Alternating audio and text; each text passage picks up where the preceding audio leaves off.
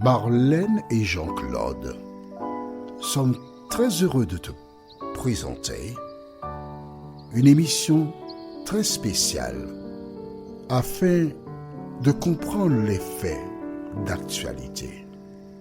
Merci pour ta fidélité. Merci de nous recevoir encore à ton domicile ou dans ton véhicule, mais surtout à ton domicile. De préférence autour de la table avec tous les membres de ta famille, Bible en main, pointe et cahier personnel pour prendre des notes. Ces notes seront utiles pour l'avenir. Nous sommes toujours dans cette série sur la croix. Et aujourd'hui, nous voyons le mélange. Nous avons une seule référence biblique qui se trouve au livre de 2 Corinthiens,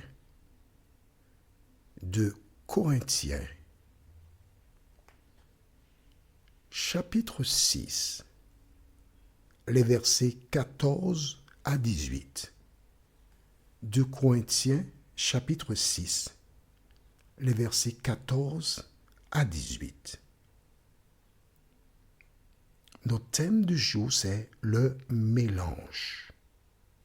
Avant de l'aborder, recherchons la directive du Saint-Esprit. Notre Seigneur et notre Dieu, nous voici en ta présence, désireux de connaître la vérité. Seigneur, nous avons suivi des voies, mais nous avons en mémoire cette référence de Deutéronome 12, verset 8, où Moïse écrivit « Vous n'agirez pas comme nous le faisons maintenant ici, où chacun fait ce qui lui semble bon. » Seigneur, nous avons suivi des exemples.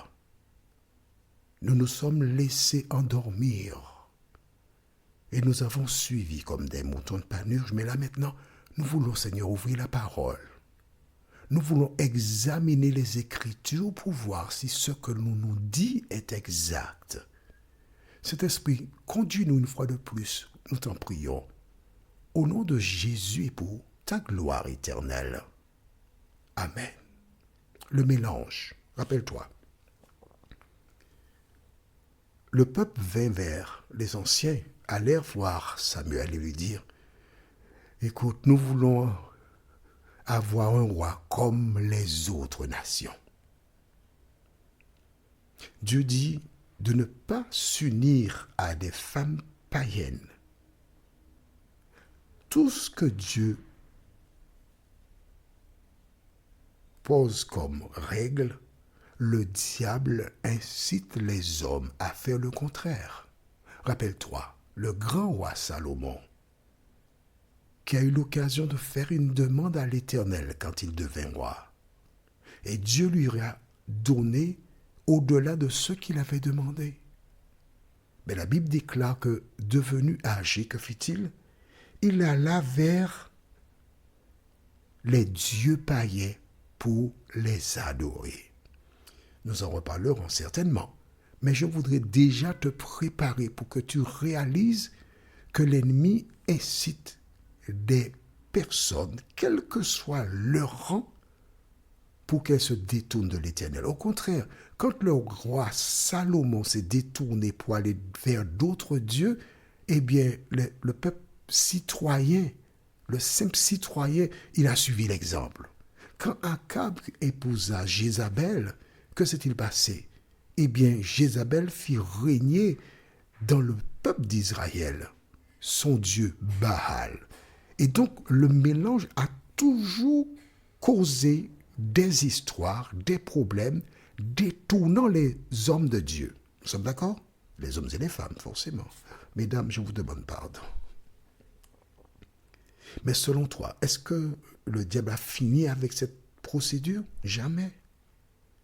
Parce qu'il sait que toutes les fois qu'il y a mélange entre enfants de Dieu et ses enfants, il y aura des petits-enfants métis. C'est une image, hein, d'accord? Quand un homme noir et une femme blanche font un enfant, ils ont de beaux enfants. Et l'enfant n'est pas blême, l'enfant n'est pas noir, l'enfant a une petite couleur, aux Antilles on appelle ça une petite couleur wayayay. Et le diable prend un plaisir à unir ce qui ne devrait pas être.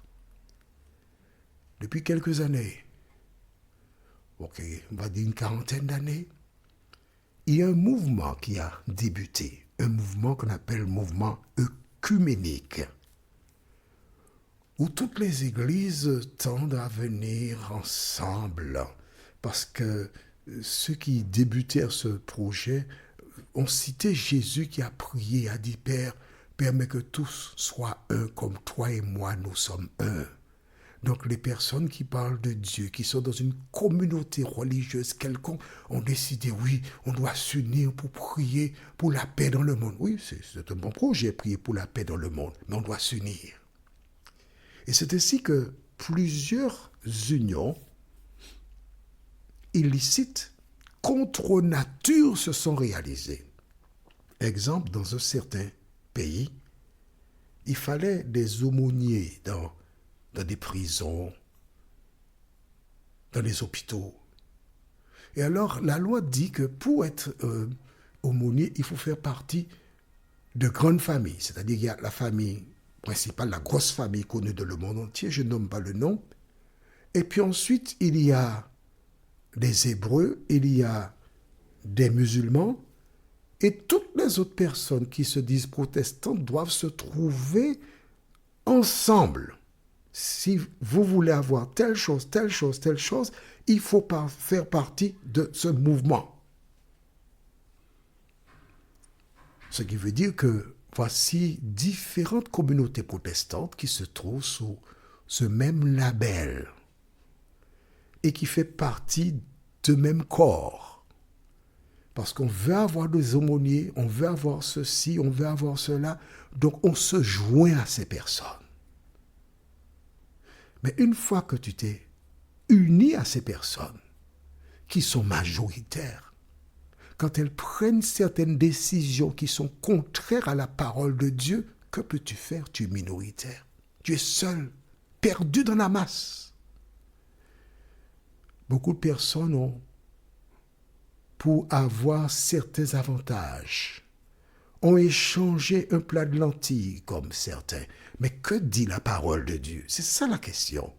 Toutes les fois que tu te trouves devant un dilemme, toutes les fois que tu te trouves quelque part et il y a une décision importante à prendre, tu prends la Bible. Et nous lisons dans le livre de 2 Corinthiens, chapitre 6. 2 Corinthiens 6, les versets 14 à 18. Que dit la parole de Dieu? Ne vous mettez pas avec les infidèles sous un joug étranger, car quel rapport y a-t-il entre la justice et l'iniquité? Ou qu'y a-t-il de commun entre la lumière et les ténèbres? Quel accord y a-t-il entre Christ et Bélial? Ou quelle part a le fidèle avec l'infidèle? Quel rapport y a-t-il entre le temple de Dieu et les idoles? On s'arrête ici. Le temple de Dieu et les idoles. Est-ce que tu vois que maintenant, dans certaines communautés, des gens qui par le passé lisaient ces versets et s'élevaient contre les idoles, aujourd'hui ne sont plus gênés en présence des idoles? Pourquoi? Parce qu'ils ont été apprivoisés, je dirais ça comme ça. Ils ont été influencés. Ils ont été gagnés. Quel rapport y a-t-il entre le Christ et Bélial, ou quelle part a le fidèle avec les fidèles? Quel rapport y a-t-il entre le temple de Dieu et les idoles? Car nous sommes le temple du Dieu vivant. Comme Dieu l'a dit, j'habiterai et je marcherai au milieu d'eux. Je serai leur Dieu et ils seront mon peuple. C'est pourquoi sortez du milieu d'eux et séparez-vous, dit le Seigneur. Ne touchez pas à ce qui est impur et je vous accueillerai. Je serai pour vous un père, et vous serez pour moi des fils et des filles, dit le Seigneur Tout-Puissant.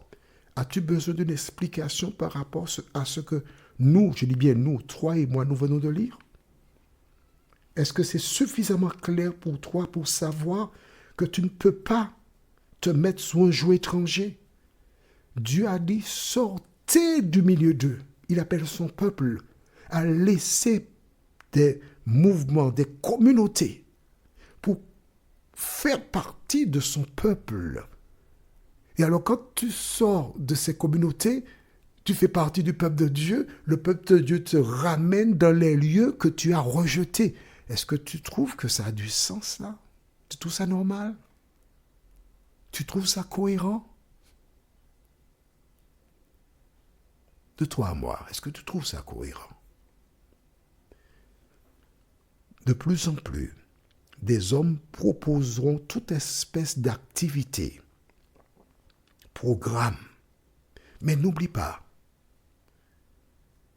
Pierre et les autres déclarent, vous au contraire, vous êtes un peuple spécial, une nation sainte, avec une mission précise. Et vous ne devez pas laisser les gens vous détourner de la mission pour laquelle Dieu vous a appelé. Alors, qui que tu sois, le moment est venu pour toi de réfléchir et te poser la bonne question. Que demande Dieu? Qu'est-ce qui me reste à faire? Prions. Notre Seigneur et notre Dieu, nous voici en ta présence. Encore, nous voulons te remercier pour le Saint-Esprit qui nous a éclairés encore aujourd'hui.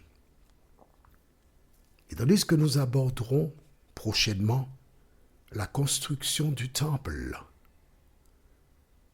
le premier temple, de nous préparer nos cœurs à recevoir cette vérité, de nous aider à étudier la parole, à nous rappeler que nous ne pouvons pas faire comme Uza, nous ne pouvons pas faire comme Nadab et Abihu, apporter du feu étranger, ô Éternel. Merci pour ta patience à notre endroit. Aide-nous, ô Dieu, à vivre en conformité avec ta parole, nous t'en prions, au nom de Jésus et pour ta gloire éternelle. Amen. Que l'Éternel continue et achève la mission qu'il a débutée en toi et il me tarde de te retrouver. Nous sommes parvenus au terme de notre réflexion. Si d'aventure tu as une question, il te suffit d'envoyer un message par le biais de WhatsApp au numéro suivant, plus 596 696 88 93 93. Et alors Jean-Claude, moi, je me ferai un réel plaisir de répondre à ta question.